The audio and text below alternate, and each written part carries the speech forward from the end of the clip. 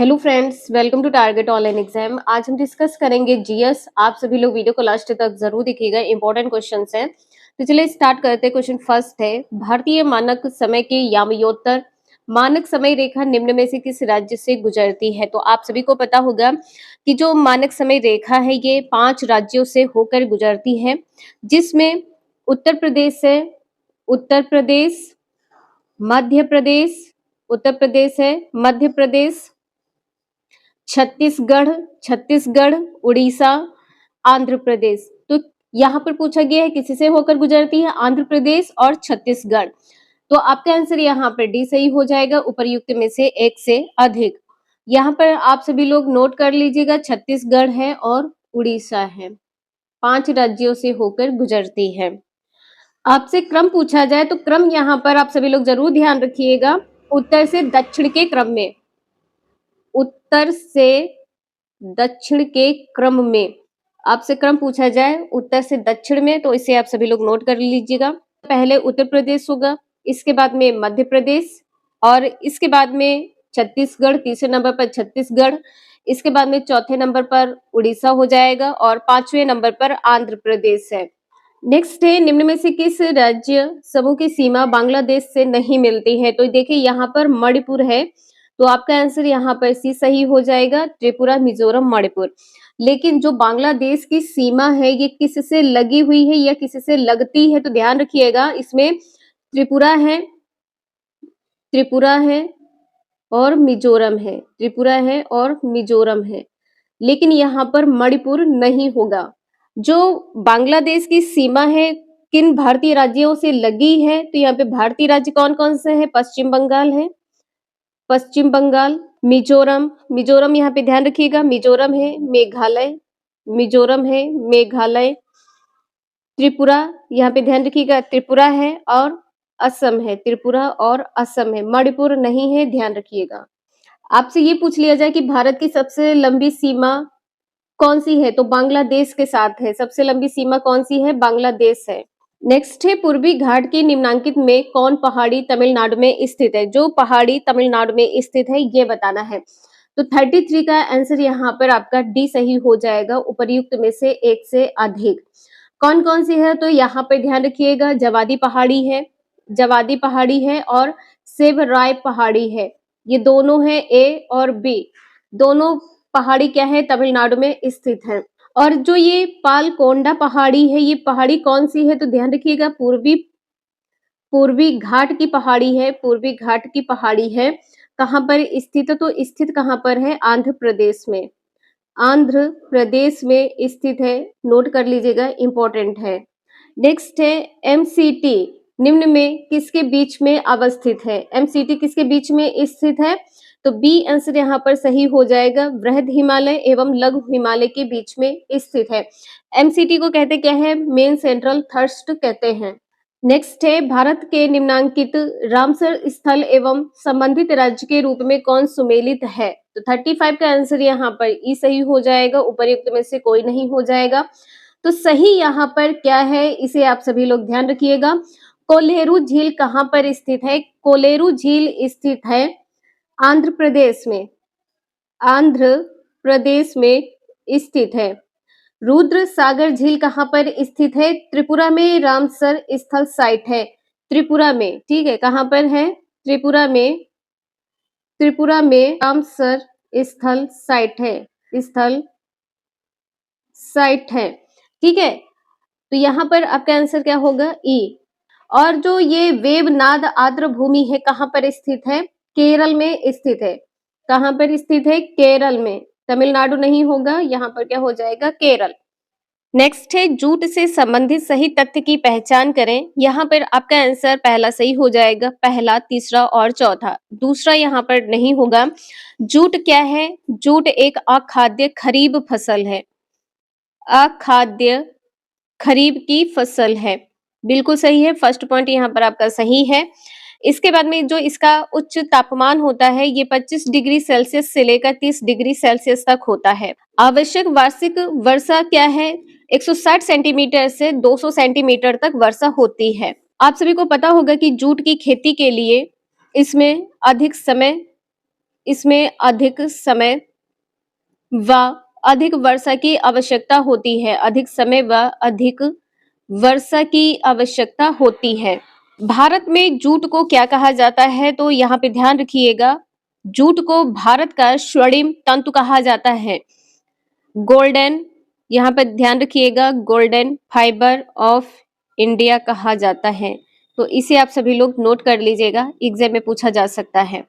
Next है माजुली नदी द्वीप भारत के किस राज्य में है? आपका आंसर यहाँ पर बी सही हो जाएगा, असम राज्य में है। और यहाँ पर कुछ इंपॉर्टेंट पॉइंट है, जरूर ध्यान रखिएगा। जो माजुली नदी द्वीप है किस नदी पर स्थित है? तो ब्रह्मपुत्र नदी पर स्थित है। ब्रह्मपुत्र नदी पर स्थित है। आपसे ये पूछा जाए कि विश्व का सबसे बड़ा नदी द्वीप कौन सा है? तो माजुली नदी द्वीप है, विश्व का है, इसे ध्यान रखिएगा। विश्व का सबसे बड़ा नदी द्वीप कौन सा है? माजुली नदी द्वीप है, इसे आप सभी लोग ध्यान रखिएगा, माजुली। नेक्स्ट है गंगा के मैदानी क्षेत्र की जलवायु कोपेन के जलवायु वर्गीकरण के किस वर्ग में आता है? तो यहाँ पर आपका आंसर सी सही हो जाएगा, CWG। आपसे ये पूछा जाए कि दक्षिण का भाग, जो दक्षिण का अधिकांश भाग है, दक्षिण का अधिकांश भाग किस में आएगा, किस वर्ग में आएगा? तो यहाँ पे ध्यान रखिएगा, दक्षिण का अधिकांश भाग AW वर्ग में आएगा, AW वर्ग में। और यदि यही क्वेश्चन आपसे दूसरे तरीके से पूछा जाए कि भारत में कर्क रेखा के उत्तर का जो अधिकांश भाग है कोपेन के किस प्रकार की जलवायु के अंतर्गत है? तो CWG, कर्क के उत्तर का अधिकांश भाग। यहाँ पर नोट कर लीजिएगा, कर्क के उत्तर का अधिकांश भाग, उत्तर का अधिकांश भाग किस में आएगा? CWG में आएगा, अधिकांश भाग। ठीक है, दक्षिण पूछा जाए तो AW में आएगा। नेक्स्ट है वन रिपोर्ट 2021 के अनुसार बिहार के कुल भौगोलिक क्षेत्रफल में वन क्षेत्रफल की उपस्थिति लगभग कितना प्रतिशत है? तो यहाँ पर आपका आंसर क्या होगा?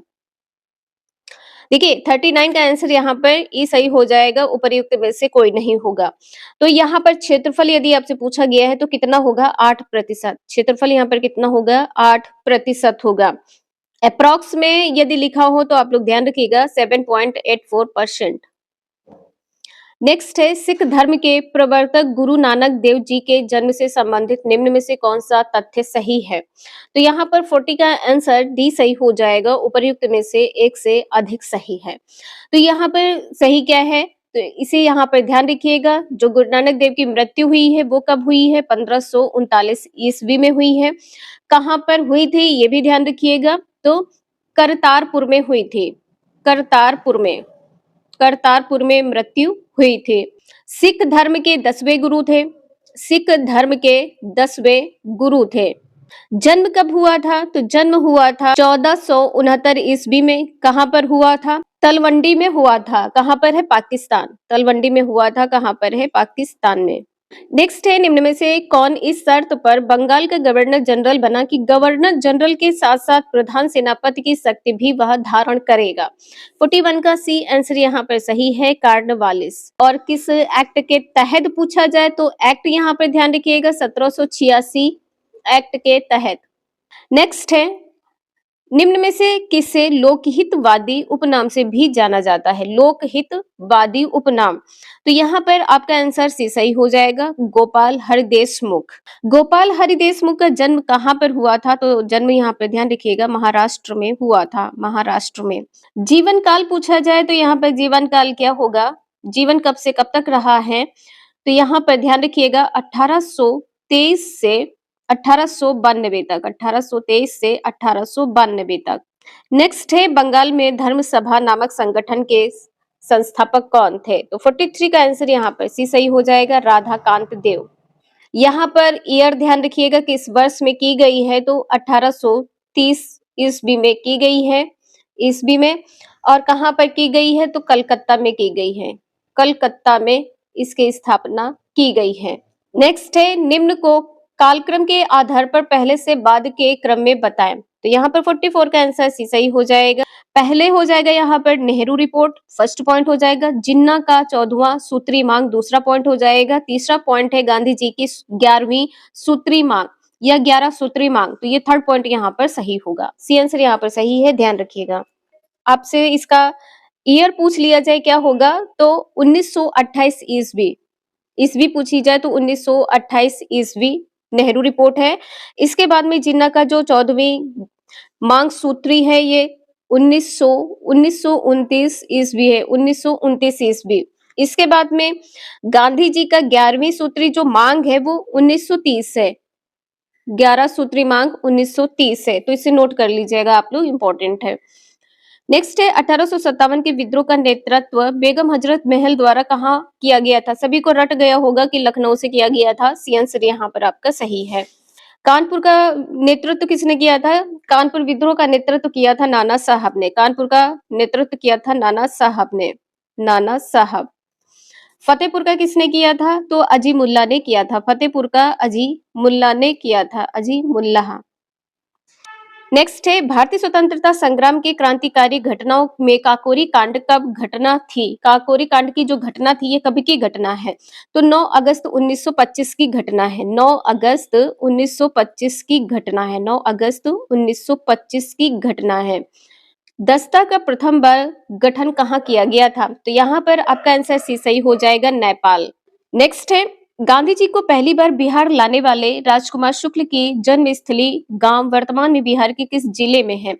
जिला यहाँ पर बताना है तो पश्चिम चंपारण हो जाएगा। ए आंसर यहाँ पर सही है। और राजकुमार शुक्ल के बारे में पूछ लिया जाए कि जन्म कब हुआ था, तो यहाँ पे ध्यान रखिएगा राजकुमार का जन्म कब हुआ था? 1875 ईस्वी में हुआ था। 1875 ईस्वी में जन्म हुआ था। 20 मई 1929 को मृत्यु हुई थी। नेक्स्ट है विधान परिषद की संरचना का उल्लेख संविधान के किस अनुच्छेद में है? बी आंसर यहाँ पर सही हो जाएगा, 171। 170 में क्या है? विधानसभा की संरचना, विधानसभा की संरचना। यहाँ पे नोट कर लीजिएगा, विधान सभा की संरचना का उल्लेख है, सभा की संरचना का उल्लेख है। 172 में क्या है? तो यहाँ पर नोट कर लीजिएगा, राज्य के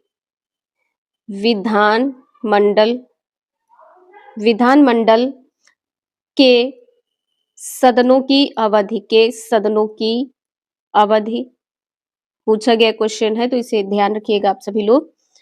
और 173 में पूछ लिया जाए तो अर्हता का उल्लेख है विधानमंडल की सदस्यता के लिए। अर्हता मतलब क्वालिफिकेशन की बात की गई है। विधानमंडल के सदस्य के लिए आपकी योग्यता क्या होनी चाहिए, तो योग्यता की यहाँ पर बात की गई है। ठीक है, योग्यता की बात किसमें की गई है?